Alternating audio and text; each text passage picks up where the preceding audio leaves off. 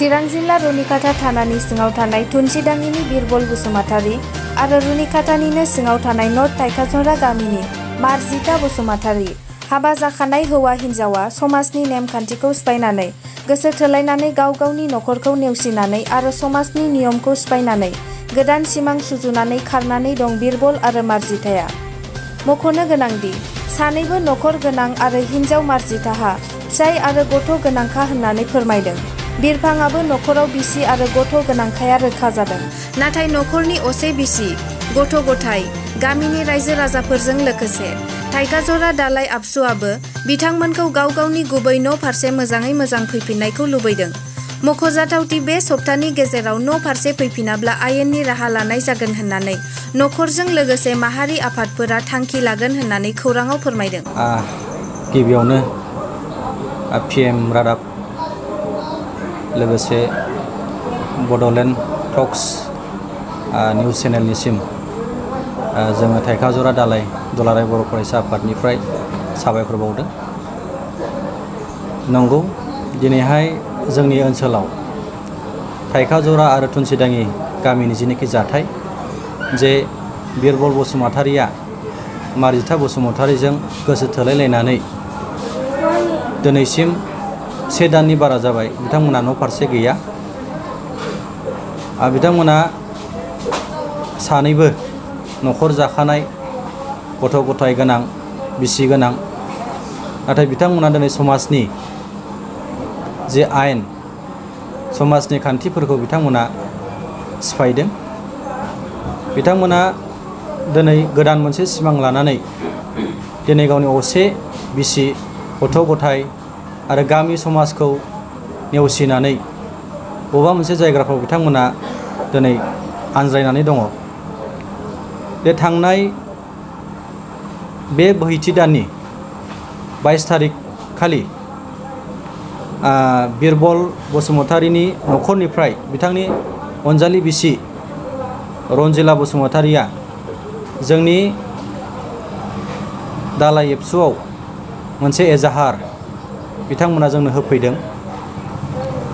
जोङो सुलुंनिफ्राय मिथिनाय बायदिब्ला जे दरनैबो गामिनिफ्राय बिथांमोनखौ नागिरनायनि मोनसे राहा लादोंमोन, नाथाय बिथांमोनखौ मोननो हायाखै। जोबथानायाव बिथांमोना जोंखौ बेबायदि मदद हास्थायनानै बिथांमोना एजाहार लाबोदों। एजाहार लाबोनायनि उनाव जोंबो माहारियारि आफाद हिसाबै जोंनि ओनसोलनिनो मोनसे बेबायदि दुखुनांथाव जाथाय हिसाबै जोङो दिनै बिथांमोनखौ सिं सिं जोङो खौरां लाबाय थादों। नाथाय खुब दुखुनि बाथ्रा जे बिथांमोना दिनै बबे जायगायाव दङ जों बिथांमोनखौ मोननो हायाखै। दा बे समाव जोङो दालाइ आफाद एबसुनिफ्राय बेखौनो जोङो बुंगोन जे मानगोनां बिरबल बसुमतारी अर्थात बिथांखौ बुगाव होननानैबो ओनसोलाव बयबो मिथियो, आरो लोगोसे बिथांजोंनो गोदान सिमां सुजुनानै थांनाय मार्जिता बसुमतारी बिथांमोनखौ जोङो बे समाव आफादनिफ्राय आरो बिथांमोननि नखर, रायजो राजा, बिथांमोननि गामिनि दरनै गामिनि गावबुरा बिथांमोननि जानानै जोङो बिथांमोनखौ बे समाव नखर फारसे जों गिदिंनानै फैफिनजानायखौ जों लुगैयो। मानो होननानै बुङोब्ला जे दिनै मानसिया खेबसे हाबा लानायनि उनाव खेबनै खेबथाम हाबा लानो हाया, आरो खेबनै खेबथाम हाबा लानानै संसार जानो जि सुजुनाय सिमां बेयो समाजनि आयेननि बेरेखा जायो।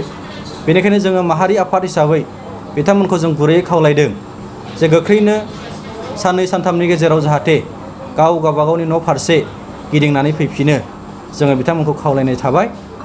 दा जोङो जोंनि ओनसोल थाइखाजरा हालामनि जेसेबां रायजो राजा बिथांमोन दं, जेसेबां मेलेमजिबि बिथांमोन दं, ओनसोलनि जेसेबां लाइमोनफोर दं, जेसेबां ओनसोलाव दिनै सुबुंफोर दं, जोङो दिनैनि बे नोंथांमोननि मिडियानि गेजेरजों जों बुंनो सानदों जे थाइखाजरा दालाइ दुलाराय बर' फरायसा आफादा खुनु माब्लाबाबो एन्टि ससियेल एक्टिभिटिस, समाजारि बेरेखा हाबा, समाजनि गाज्रि गाज्रि थासारि, गाज्रि गाज्रि खामानि बेफोरखौ जों लाय होनाय नङा। जोङो बेखौ दिनै नोंथांमोननि मिडियानि गेजेरजों जोङो खावलायदों आरो जों हुसियार होदों। बे समाव मोनसे खोथा फोरमायनो सानदों जे बिथां बिरबल बसुमतारी बिथाङा मोनसे समनि सासे एक्स एनडिबि अर्थात बर' जातिनि उदांस्रिखौ हास्थायग्रा उदांस्रिनि दावहारु बिथाङा सासे व्यक्तिमोन।